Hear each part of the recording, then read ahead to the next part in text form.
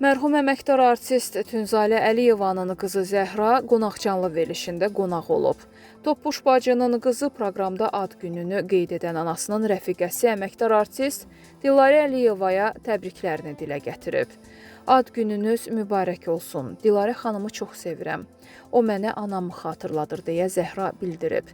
Qeyd edək ki, Tünzalə Əliyeva uzun sürən xərçəng xəstəliyindən vəfat edib. Əməkdar artist Dilarə Əliyeva qonaqcanlı proqramında qonaq olub. Aktrisanı ad günü münasibətilə təbrik etmək üçün efirə qaynanası, xalq artisti Elmira İsmailova da qoşulub. Dilarə, gözəl balam, səni təbrik edirəm.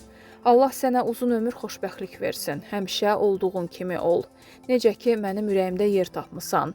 Sən mənim qəlbimdəsən. Min yaşayasan, balalarınla, öz işlərinlə, yaradıcılığınla, uğurlarınla xoşbəxt olasan. Ürəyim arxayındır. Fəxr edirəm ki, bu cür gözəl gəlinim var deyə o bildirib. Dilarə Əliyeva həmin sözlərdən sonra kövrəlib.